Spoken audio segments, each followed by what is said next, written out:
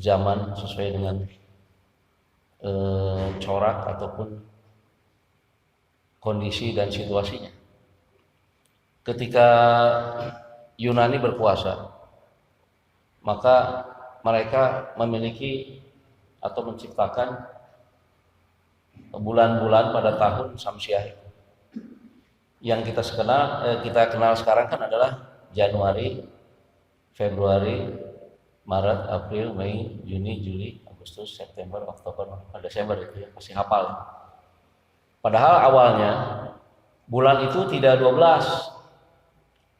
Yang sesuai dengan yang saya baca dari buku atau kitab tentang parasit akidah yang dikarang oleh Dr. Ahmadin Al-Masyrik. Nah, itu beliau mengungkap tentang sejarah paganisme di Eropa. Nah, ketika itu bulan ini sejarahnya hanya 10, dan diawali dari bulan Maret. Jadi Maret sebagai waktu menyembah dewa Mars, dewa perang. Itu paganisme dalam mitologi Yunani itu, atau paganisme Yunani. Setelah bulan Maret selesai, baru masuk ke bulan April atau Aprilia. Aprilia itu di situ adalah di mana musim semi terjadi. Kemudian katanya dalam mitologi mereka ada interaksi antara manusia dengan dewa gitu. Sehingga dari perkawinan manusia dengan dewa itu lahirlah manusia setengah dewa. Contohnya dalam mitologi mereka adalah Hercules. Hercules itu manusia setengah dewa gitu. Kekuatannya dewa tapi bentuknya manusia. Dari perkawinan dewa Zeus ya, atau Zeus dengan manusia gitu, dengan seorang wanita manusia. Padahal dewa Zeus sudah mempunyai istri sebetulnya ya, yang bernama Hera ya. Hera dalam mitologi Yunani. Nanti ketika Yunani dikalahkan oleh Romawi, maka Hera berubah namanya. Kan dari Zeus itu kan dewa, bapaknya para dewa, rajanya dewa. Orang Yunani menyebutnya Zeus. Sedangkan ketika Yunani dikalahkan oleh Romawi, maka berubahlah bahasanya menjadi dari Zeus Pater menjadi Jupiter. Jadi Jupiter itu rajanya dewa. Kita kan tahunya merek motor sekarang ya. Itu dewa apa? Dewa Romawi. Karena Yunani sudah dikalahkan oleh Romawi. Nah, dewa Zeus ini sudah punya istri menurut dalam mitologi, yaitu banyak istrinya gitu. Ada Amalthea dan sebagainya, banyak. Tapi yang paling menonjol adalah ini Venus ya. Venus dalam bahasa Romawi, tapi dalam bahasa Yunani adalah Aphrodite ya. Nah, ini adalah dewi perang. Nah, jadi kalau Mars ini adalah dewa perang, ini dewi perang. Mars dengan Venus itu adalah adik kakak gitu. Adik kakak. Jadi terjadi incest gitu. Jadi aneh kan, jadi anak menikah dengan bapak gitu. Itulah keanehan mitologi mereka itu seperti itu. Jadi dari segi akidah saja sudah ngaco gitu ya. Bapak kawin dengan anak dengan saudaranya lagi. Nah itu. Kemudian disembahlah dewa Mars itu dewa perang. Setelah itu Dewi Aprilia, musim bunga, musim semi. Setelah Aprilia, maka ada lagi penyembahan di bulan selanjutnya, yaitu Mei atau Maya. Mei atau Maya itu juga dewi percintaan juga, Dewi Maya. Penyembahan Dewi Maya. Kemudian setelah Maya, Juni kan, itu penyembahan Dewi Juno. Juno itu nama lain daripada Hera. Nama lain daripada Hera itu adalah Juno, yaitu istri dari dewa Zeus. Setelah bulan Juni, belum ada bulan Juli waktu itu. Yang ada bulan Quintilia, bulan kelima, bulan keenam Sextilia, baru memasuki bulan September. September bulan ke-7, Oktober 8, November 9 dalam bahasa Latin, baru Desember bulan ke-10. Dalam kalau kita waktu belajar di sekolah dulu belajar ilmu pasti ada istilah desi ya, desimeter kan, dekameter kan, daka. Nah, itu artinya 10. Jadi desem itu 10, dasa dalam bahasa Sanskerta, daka dalam bahasa Latin. Nah, bulan ke-10 jadi hanya 10. Tapi ketika Yunani dikalahkan oleh Romawi, maka dewa-dewa Romawi digabung dengan dewa-dewa Yunani. Dan bulan itu ditambah akhirnya. Maka masih tetap waktu itu 10 ya. Hanya bulan Juli diubah oleh mereka. Jadi bulan Juli dari bulan Quintilia itu.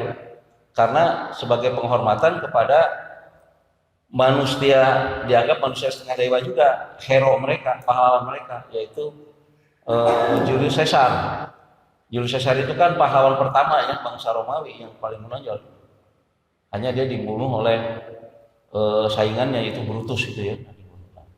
Nah, sebagai penghargaan mereka namanya ditempatkan mengganti bulan Quintilia menjadi bulan Julius. Maka pada saat itu disebutlah kalender Julian itu. Selanjutnya bulan Sextilia pun diganti menggunakan nama penghormatan juga kepada hero mereka yang bernama Kaisar Justinus Augustus. Maka nama Agustus, bulan Agustus. Kesananya masih tetap September, Oktober, November, Desember. Nah, bergulirnya waktu, maka ditambah lagi bulan itu tahap 2. Setelah Desember itu ada lagi bulan, yaitu bulan ke-11, yaitu disebut bulan Janus, penyembahan dewa Janus, nama lain daripada Zeus.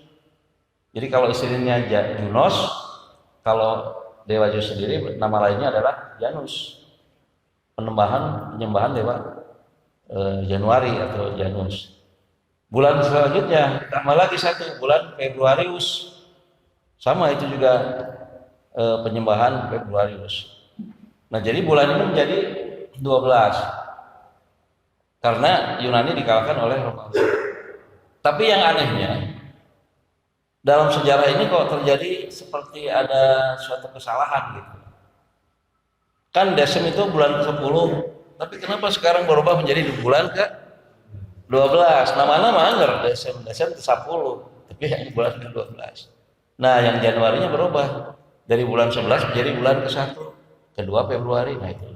Tapi ini sudah terjadi dan memang mereka propagandanya luar biasa, menjajah dan sebagainya. Jadi semua bangsa-bangsa di dunia ini hampir menggunakan kalender itu secara internasional. Ya kita mau tidak mau mengikuti itu dan itu tidak dosa. Namun di Islam juga ada, kita mempunyai bulan sendiri dalam tahun Komariah. Dan bulan-bulan itu adalah asli ciptaan Allah. Bagaimana Allah menciptakan bulan-bulan itu untuk memberikan petunjuk kepada manusia, mengenal musim dan sebagainya, ada perjalanan dan sebagainya. Dimulai dengan bulan Muharram. Bulan Muharram artinya bulan yang diharamkan. Jadi dalam Islam ada 4 bulan yang diharamkan dalam melakukan kejahatan, peperangan dan sebagainya. Ada 4. Pertama, yang 3 ini secara kronologis: Zulqa'dah, Zulhijjah, Muharram, baru Rajab gitu. Nah, 4 bulan ini dilarang. Sejahat-jahatnya, sebodoh-bodohnya, segila-gilanya orang jahiliyah takut melakukan sesuatu hal yang konyol di 4 bulan itu, Pak. Jadi mereka mengadakan pasar syair. Jadi di Mekah itu mereka adu syair. Kenapa Al-Quran menjadikan mukjizat berupa yang menyanyi syair? Karena pada saat itu syair itu adalah luar biasa. Jadi belum terhormat, belum disegani orang yang tidak bisa membuat syair yang bagus. Jadi banyak muncul syair penyair-penyair yang luar biasa. Maka mukjizat Al-Quran diberikan kepada Rasulullah SAW berupa kata-kata yang mengalahkan syair, yaitu ayat-ayat Allah yang kita baca sekarang, Al-Quran. Kalau orang bertanya kenapa di zaman Nabi Musa mah mujizatnya luar biasa kan, membelah air laut dan sebagainya gitu, mengeluarkan unta dari batu, kan zamannya seperti itu. Tapi di saat orang-orang jahiliyah sudah melakukan paganisme dalam kehidupan beragamanya, justru syair itulah menjadi andalan mereka. Jadi syair yang paling bagus dalam perlombaan itu ditempel di Ka'bah gitu.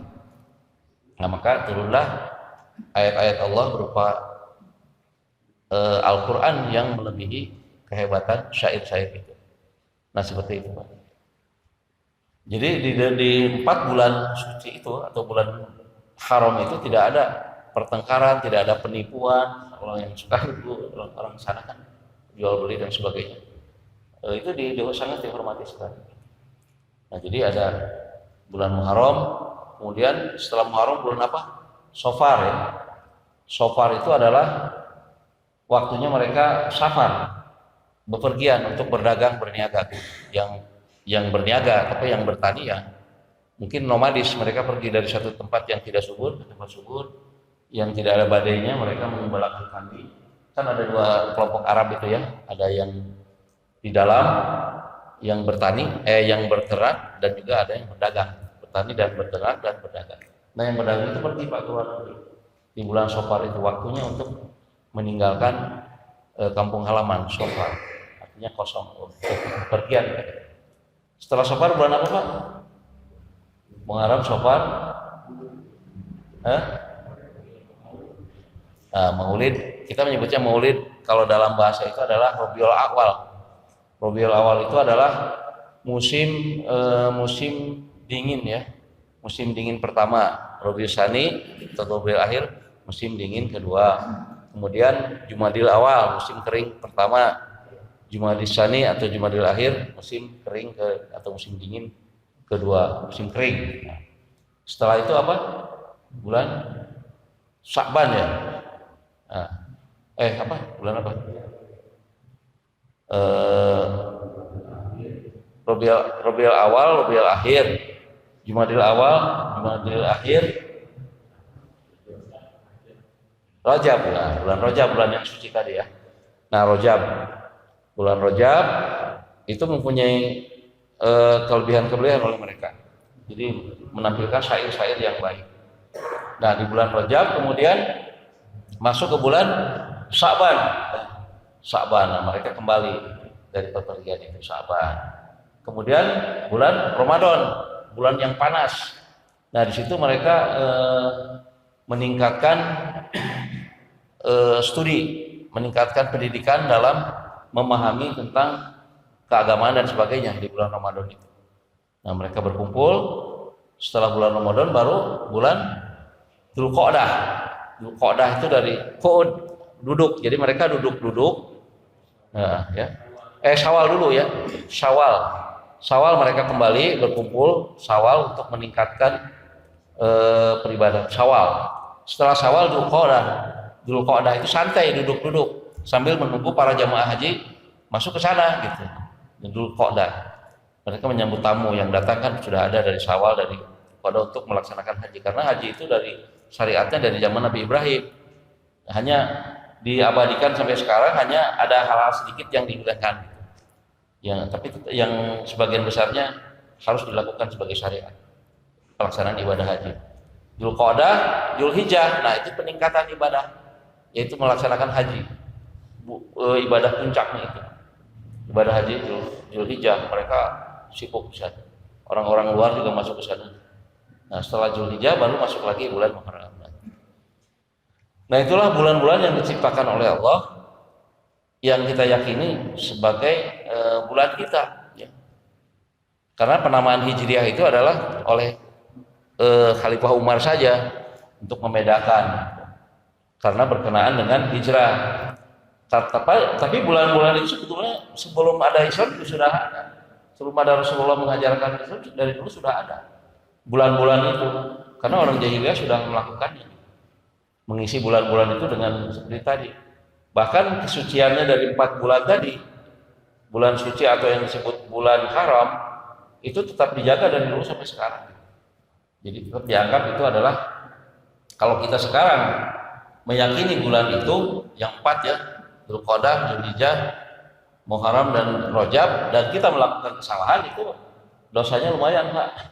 Maka disitulah, walaupun tidak ada suatu ritual khusus, tapi disitulah waktunya kita untuk meningkatkan ibadah dan ampunan kepada Allah di 4 bulan tadi.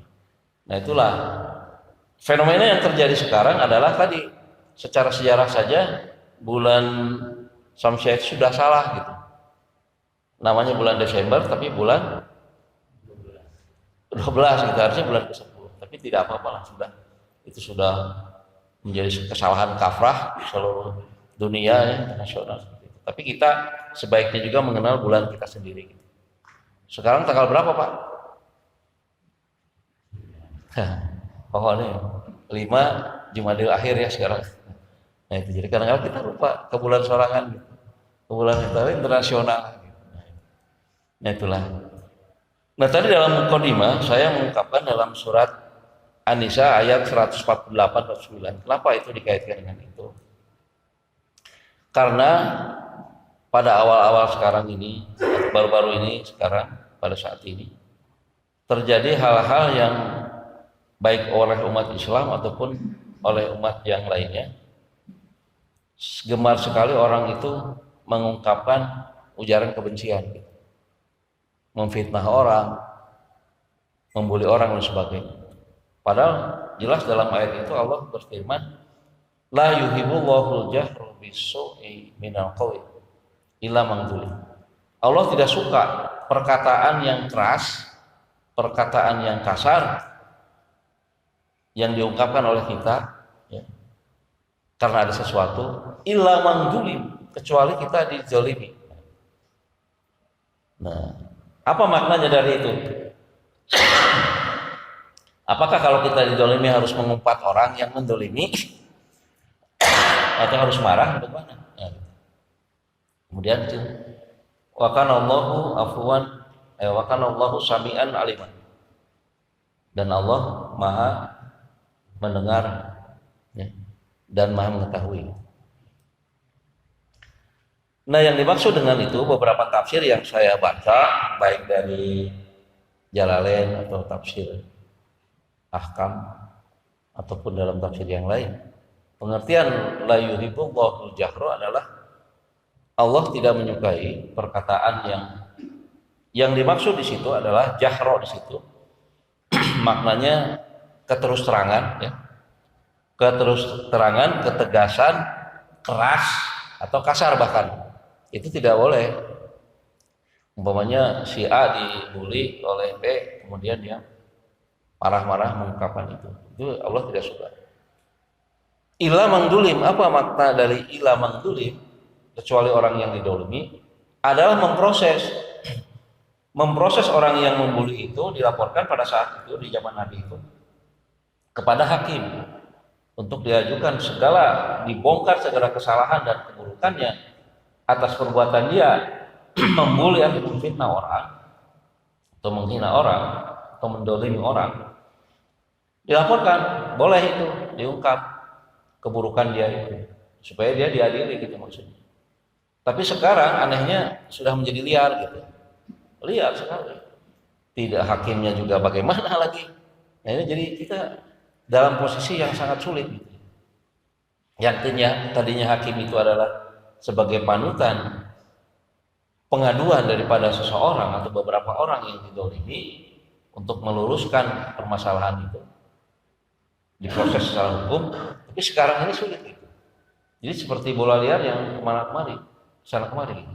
Apalagi di medsos gitu. Jadi langsung gitu. Nah itu tidak boleh. Bagi orang yang beriman itu tidak boleh seperti itu. Tapi tabayun mencari persoalannya diselesaikan. Bagaimana kalau memang dia salah ya harus minta maaf gitu. Kalau rugi, kalau harus ganti rugi gitu. Nah itu ya seperti itu. Nah sebagai orang yang beriman tidak boleh langsung gitu. Sampai terjadi pertengkaran, saling memfitnah dalam kondisi seperti itu. Ila mangdulim. Karena wa kana Allahu samian aliman, Allah itu maha mendengar dan maha mengetahui hal seperti itu. Nah ini yang mungkin dimaknai salah tentang pemahaman ayat ini, sehingga muncullah ungkapan-ungkapan, perkataan, sikap dan sebagainya ketika dirinya merasa didolimi, maka langsung gitu. Nah itu tidak boleh gitu. Allah tidak suka berbuat seperti itu. Apakah kita sebagai manusia tidak boleh marah? Boleh. Rasulullah juga suka marah, tapi marahnya itu terkontrol gitu. Marahnya itu tidak seperti kita mengungkapkan kata-kata dan sebagainya gitu yang tidak pantas gitu. Tidak. Beliau dalam beberapa riwayat kalau marah itu diam gitu. Dia merenungi apa yang sedang dihadapi dan mencari solusinya. Setelah ketemu solusinya seperti ini, biasanya beliau itu terlihat senyum gitu ya, dengan terlihat giginya yang rapih gitu. Nah seperti yang dilakukan oleh para raja gitu ya, para raja Jawa dulu lah. Kalau marah tuh kan diam gitu, tidak marah-marah, tidak merang-maring gitu, wah sampai mengancam dan sebagainya. Nah ini yang sekarang yang kita khawatirkan, yang kita sesalkan pada saat ini, memahami ayat ini dengan cara yang salah. Karena padahal Allah sudah jelas, la yuhibbul jahra. Allah tidak suka perkataan yang langsung gitu. Makanya di zaman Rasulullah itu kalau ada sesuatu yang harus diungkapkan itu ada sindiran-sindiran. Budak kaina mah teu apal kana sindiran. Dulu kalau kita waktu diajar bahasa Sunda lah waktu SMP gitu ya, itu banyak sekali adalah sindiran-sindiran positif untuk membetulkan sesuatu kepada seseorang yang salah. Umpamanya ada seseorang yang lupa menutup sletingnya gitu ya, sleting celananya, laki-laki biasanya. Enggak langsung tokmol gitu kan, jahro, Pak itu manut gitu. Tidak, Pak itu tidak. Tapi dia mengungkapkan sindiran. Aduh, eta jandelanya hilap sih nama can ditutup. Nah, itu orang udah tahu karena dia pernah belajar juga. Jangan-jangan saya gitu. Nah, gitu ya. Jadi ada sindiran seperti itu. Jadi tidak mempermalukan orang lain. Itu. Jadi ada orang yang lupa gitu. Terus ada lagi orang memakai dasinya nggak rapi gitu, miring. Tidak langsung Pak, punten eta dasina rada miring, nggak begitu. Itu kan kalau di depan umum bisa mempermalukan. Itu ada sindiran dalam pelajaran bahasa Sunda itu. Aduh, eta gambar teh asa dengdek. Nah itu karena sudah tahu gitu. Tapi anak sekarang seperti tidak mengenal gitu sindiran-sindiran. Ya sindiran yang positif tentunya ya. Kalau sindiran yang negatif dari dulu sampai sekarang juga ada nyindir-nyindir orang supaya marah juga ada gitu. Tapi kalau sindiran yang positif sekarang hampir tidak ada. Nah ini yang harus kita perhatikan. Jadi di zaman Rasulullah selalu menggunakan kinayah-kinayah atau sindiran-sindiran yang meluruskan sesuatu yang salah kepada yang benar. Makanya tidak langsung. Nah ini. Nah kemudian karena kita memasuki era yang seperti ini dan mengawalinya, maka bagaimana kita untuk meningkatkan dalam rangka kita tadi kan perintah Allah kan seperti itu. Ya ayyuhalladzina amanu taqullaha haqqa tuqatih wa la tamutunna illa wa antum muslimun. Orang-orang beriman itu disuruh untuk betul-betul takwa. Iman, takwa, sebenar-benar takwa. Jadi janganlah engkau mati kecuali dalam keadaan berserah diri. Dan yang kita perlu perhatikan adalah dari fenomena dan perkembangan zaman yang kita hadapi sekarang, bagaimana misi Rasulullah pertama adalah untuk membina akhlak, ya, membina akhlak kepada generasi selanjutnya. Nah ini kadang-kala di pelajaran sekolah pun pelajaran budi pekerti sudah tidak ada sekarang. Padahal itu sangat penting sekali. Nah oleh karena itu banyak guru-guru yang bijaksana disisipkan itu pelajaran itu. Walaupun tidak ada dalam mata pelajaran, disisipkan.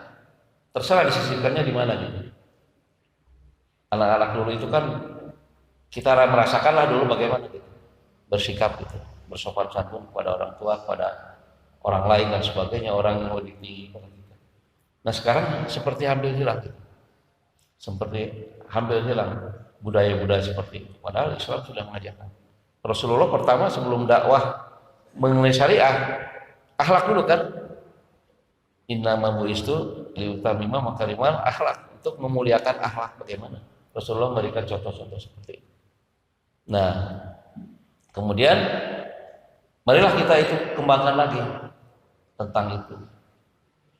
Bahkan ada fenomena yang terjadi bahwa seorang mengungkapkan bahwa ada suatu masjid, orang tidak betah di masjid itu karena seperti tidak kenal gitu. Padahal tapi masjid yang satu bagus, pengurusnya atau yang mengelola masjid itu welcome gitu, welcome terhadap jamaah dan sebagainya. Nah, dia nyaman ibadah di sana. Tapi yang satu lagi tidak. Nah seperti itu. Nah kemudian asbabun nuzul daripada ayat yang turun tadi itu terjadi suatu ungkapan. Jadi ada seorang musafir di zaman Rasulullah itu ya, di zaman Rasulullah itu diriwayatkan oleh Mujahid. Jadi ada seorang musafir, dia pergi ke suatu masjid, nginap di masjid itu. Tapi orang yang menampung dia, si musafir ini seperti tidak ikhlas gitu, bersikap tidak hormat, tidak welcome gitu ya. Ngomong mah masjid itu jangan ibadah itulah. Milu numpang sare boleh dia teh gitu. Nah kayak seperti itu ya. Sehingga dia pergi. Karena pada saat itu ketika dia masuk ke masjid itu memang dalam keadaan antuk dan lelah. Akhirnya dia pergi karena diperlakukan seperti itu. Pergilah ke masjid yang lain. Tapi masjidnya kan tidak seperti megah seperti sekarang ya, tapi berupa rumah biasa gitu ya. Ya rumah tinggal dan tempat ibadah. Karena di pinggiran gitu, di pinggiran kota Madinah itu. Nah si musafir ini pergi ke masjid yang lain dan di sana welcome. Nyaman sekali ibadah dan istirahat di sana dalam perjalanan yang jauh. Nah dia mengungkapkan itu, menceritakan kepada orang yang baik ini. Kemarin aku mendatangi masjid itu, tapi aku diperlakukan seperti ini. Sungguh keterlaluan. Dan tapi sedang Anda menerima saya dengan sebaik-baiknya dan saya nyaman di sini. Nah itu ya. Akhirnya kabar itu disampaikan kepada Rasulullah. Nah untuk bagaimana menyikapi hal yang berbeda ini, muncul ayat itu, turun ayat. La yuhibbullahu jahra bisu'i minal qaul. Jadi dilarang kita tokmol gitu dalam suasana tokmol. Seperti bapak lah umpamanya di rumah, ibu masak, kondisi badannya mungkin kurang fit atau kurang konsentrasi dalam masak, mungkin sayur asamnya lupa tidak dikasih gula, mungkin asin dulu jangan hasil. Suami yang tidak bijak akan tokmol, bu teriak-teriak kan, jahro itu, bu ada bapak teh capek, bapak teh sudah mencari nafkah, masa teh bisa yang sayur asam lumrah? Nah nggak boleh seperti itu. Masa sayur nggak dikasih gula, asin teh. Nah itu yang tidak boleh. Harusnya ada sindiran tadi. Biasa menerima, walaupun nyengir ya kan hasil yang asin ya, nggak ada ujar gula. Si bapak kan pasti nyengir, pasti dengan kode nyengir itu diam gitu ya. Si ibunya pasti sadar kan, pasti ada lah tunjuk dari Allah. Sigana ya ada sesuatu. Kumaha apa sayurna kan gitu, ibu nanya kan, ya alhamdulillah gitu. Raos ente, punten gitu. Itu sayur teh raos kamu upami pasian gula mana gitu. Itu kan jadi senang ya, si ibunya tidak tersinggung, udah capek-capek masak. sayurnya dikasih gula lagi kan jadi enak. Nah ini kadang-kadang orang sekarang tidak begitu. Orang makan di restoran, saya punya pengalaman di hotel gitu. Itu berbagai macam karakter orang macam-macam. Karena mereka merasa membeli gitu ya, bayar mahal. Komplainnya tuh lain-lain. Tapi bagi usaha hotel, orang yang terus terang bagus. Artinya ada evaluasi nanti gitu. Tapi orang yang intelek, ya jahronya itu tidak menyakitkan gitu ya. Paling ada kuesioner kan diisi. Tolong ditingkatkan makanannya, nasinya harus ini, sayurnya dan sebagainya. Dibaca kan oleh manajemen, oh, ada peningkatan bagus itu. Justru yang paling bahaya itu yang tidak ada pesan, Pak. Sangu tadi dahar, makanan tadi makan. Leos we bayar we. Nah ini yang bahaya bagi perusahaan. Ada apa ini? Itu kan beribu tanda tanya. Apakah makanannya nggak enak nih atau dia kenyang atau gimana? Tapi kalau kenyang mana masa dia kok makan di sini kan gitu. Ini ada apa? Nah ini sulit mengevaluasi. Jadi kalau ada keterangan bahwa komplainnya itu santun gitu ya, nah itu enak bagi perusahaan. Ada juga yang top mall tadi, jahro, panggil langsung captainnya kan, captain restoran. Kamu nggak bisa ngedidik anak buah kamu masa bikin masakan kayak gini? Wah itu kan menyakitkan. Sebagai pelayan, sebagai petugas tidak boleh melawan. Ya cukup maaf dan terima kasih saja. Gitu kan dalam konsep hospitality, dalam pelayanan itu kan itu. Thanks and sorry kan. Maaf dan terima kasih. Ya terima kasih, maaf. Ya. Tidak boleh alasan itu ini nggak boleh, nggak kena itu. Karena dia sudah membeli. Nah ini tapi bagi orang yang santun, sekalipun dia orang kaya banyak uang, makan di restoran yang mahal, komplainnya itu pasti intelektual kan, santun, nulis di restoran. Nah seperti itulah gambarannya Pak. Jadi kita di rumah tangga seperti itu. Anak kita umpamanya pikak heuleun gitu, harus belajar malah main gitu. Tidak boleh langsung. Seperti zaman kita kan mengalami dulu ya, loba main jebret wae dulu makan. Karena memang budayanya waktu itu didikan Jepang seperti itu menempel sekali, apalagi kami waktu itu keluarga militer gitu ya. Wah itu tidak ada ampun Pak kalau salah itu. Kalau salah itu hukumannya luar biasa. Minimal kalau nggak lari-lari push up ya dicepret gitu. Kalau melakukan kesalahan. Tapi tidak masalah pada saat itu karena umumnya seperti itu, jadi kami tidak cengeng. Sudah biasa dihukum dengan penerapan hukum seperti itu oleh orang tua. Tapi kalau yang sekarang sudah lain lagi, tidak bisa seperti itu. Nah, jadi orang tua Islam mengajarkan dipanggil anak itu, dikorek keterangannya dari mana dia mengerjakan apa. Rasulullah kan mendidik anak-anak mau jadi masjid, waktunya sholat lari-lari, jangan dilarang langsung. Nggak boleh lari kamu ini. Kamu tahu nggak ini tempat ibadah? Nggak ngerti udah panggil sini gitu. Kasih dia hal yang menyenangkan. Nah kalau sholat itu begini, gini, itu anak akan enak, pasti betah di situ. Gitu. Tapi kalau anak itu dimarahi, ditegur secara langsung, dia malas. Nah, kalinya mah garalak gitu kan. Mending kalau begitu ya, ada lagi yang ngajakin gitu. Lebih gila lagi besoknya, lebih gorokan. Ada anak seperti itu. Nah ini yang harus dari keluarga kita juga sama. Ketika anak itu kita jahro yang tidak tepat, bukannya takut atau taat, tapi dia malah pundung pergi Pak. Kabur ke mana budak? Nggak pulang 4 hari. Bapak nggak pasti bingung kan? Aduh, kemana ya budak? Ada rasa penyesalan kan? Tadi ngomong nah ini ya, atau anak itu kerjanya main, kumaha ya budak nih waktunya belajar kapan mau ujian, tiba-tiba datang ke rumah, ibunya sok ketemu bikin makanan yang enak supaya anak kita tuh disiplin waktunya makan pulang. Ibunya bikin makanan yang enak lah, mengambil dari daging atau dari ayam. Nah, ayo makan. Tapi lagi makan, lagi-lagi tadi jahro tadi. Mana teh ulah ulin wae. kudu nyaho waktu kan gitu, waktu sholat, waktu ieu. Kurang kumaha tah kolot mere dahar maneh teh gitu. Budak sakit hati Pak. Kajen dahareuna enak ya, carana kitu. Pasti anak itu pergi, apalagi lagi makan. Pergi, penuh.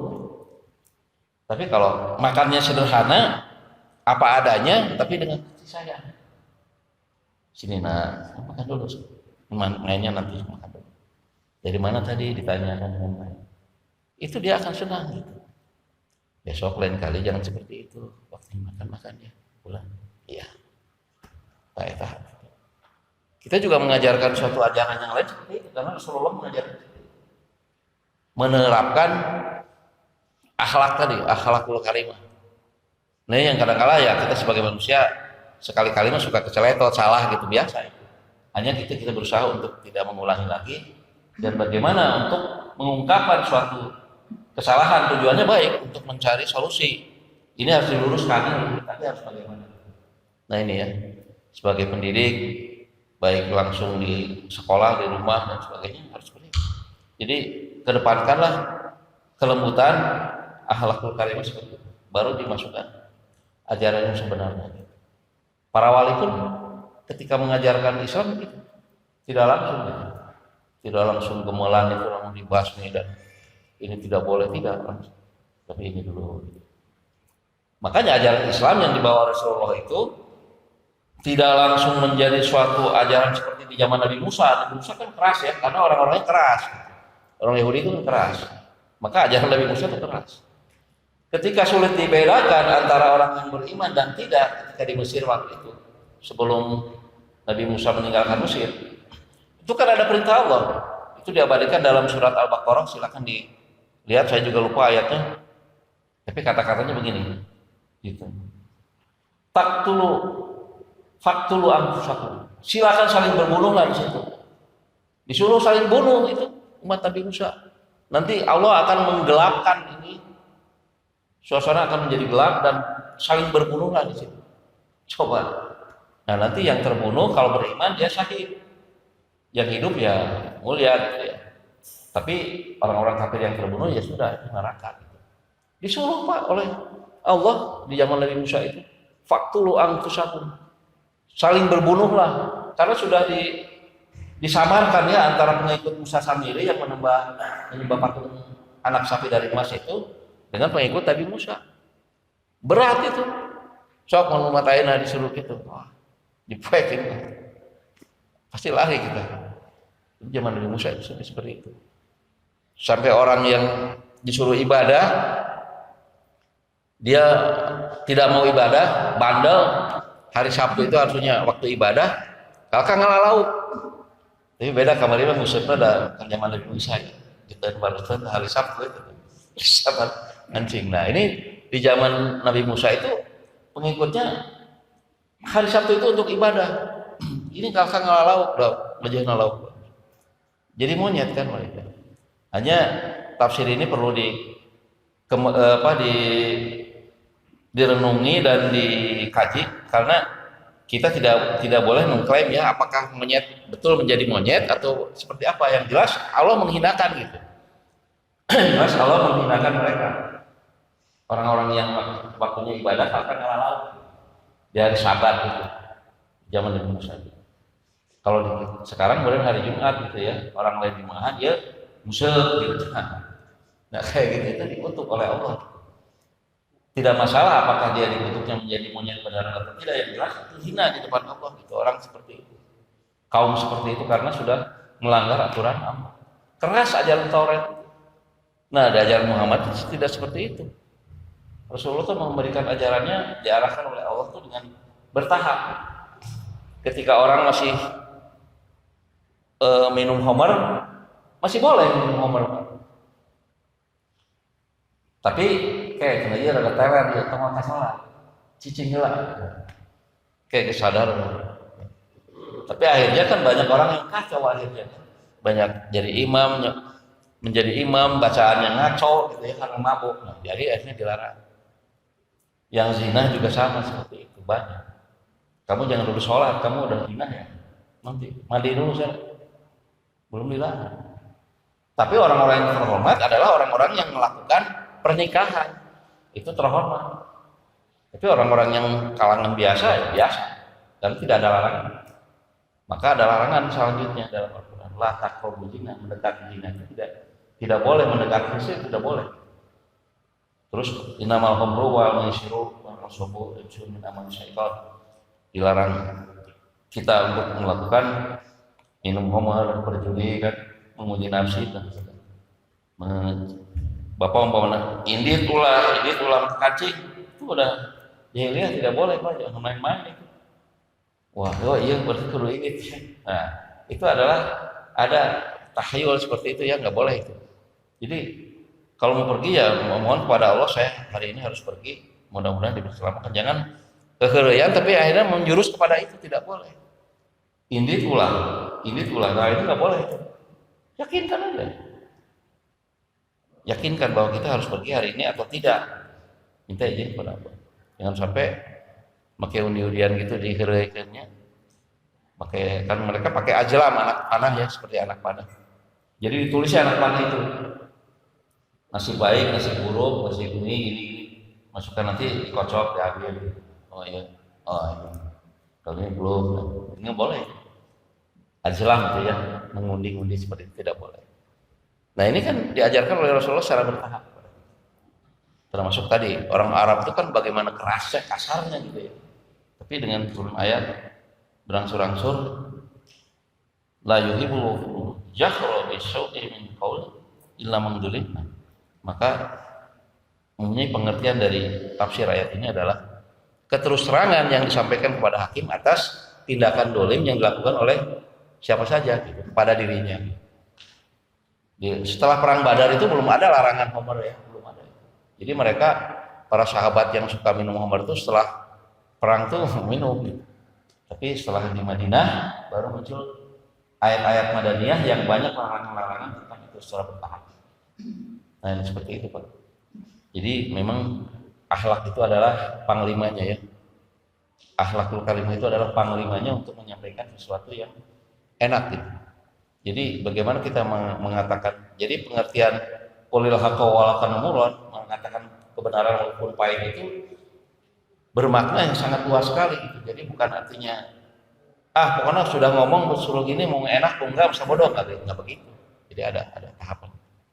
Mungkin kalau saya punya pengertian pahitnya itu adalah bagaimana kita sulitnya berusaha untuk menyampaikan sesuatu sampai kepada yang dituju objeknya gitu kan.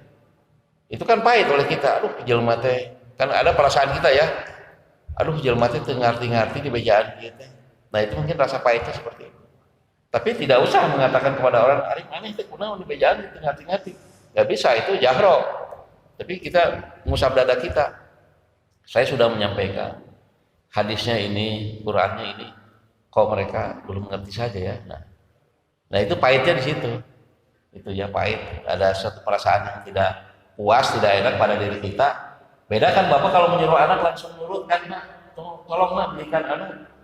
Oh iya Pak, enak kan, coba bedak. Ya bentar Pak lagi ini tanggung nih. Lah pasti ada kesal kan seetik mungkin. Ya kesal. Dan kesalahan itu harus ditahan, pahit kan. Aduh ya udah, tapi ningali kadunya. Lila nih, ari maneh. Nah, ini nggak boleh. Dititah teh.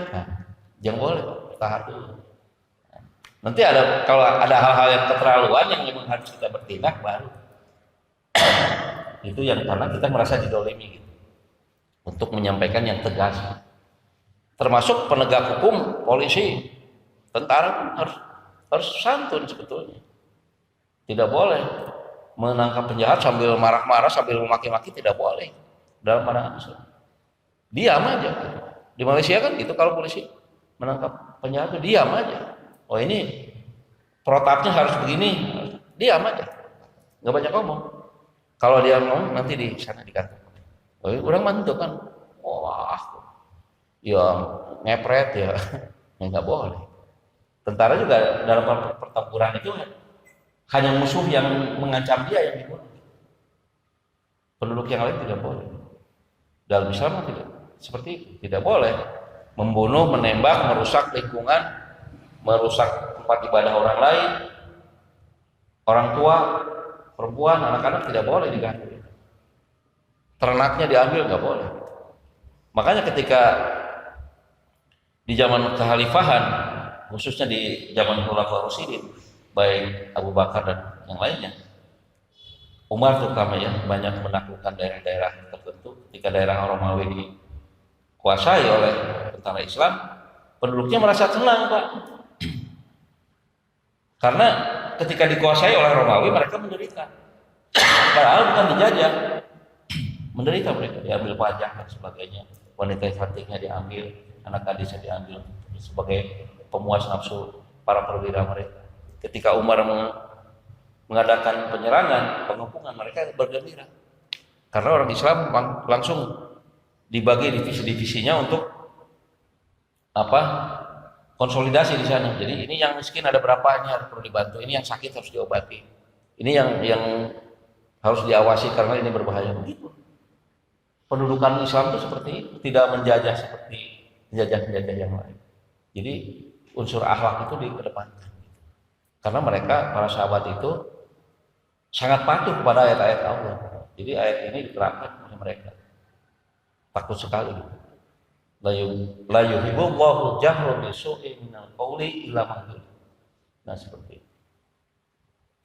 Rupanya itu saja yang dapat disampaikan. Mudah-mudahan di awal kita memasuki masa ini banyak merenungi ayat Allah, khususnya bagi diri sendiri, untuk meningkatkan keimanan dan ketakwaan kita kepada Allah, sehingga kualitas keimanan dan semangat kita beribadah kepada Allah tetap kita laksanakan dengan senang hati, dengan ikhlas, dengan gembira. Karena sesuatu hal yang kita lakukan dengan gembira dan senang, insya Allah akan membuat dampak kita itu lebih semangat lagi, dan Allah akan lebih menyayangi kita dan memberkati kita. Itu saja yang disampaikan. Aku qouli hadza wa astaghfirullah li wa lakum.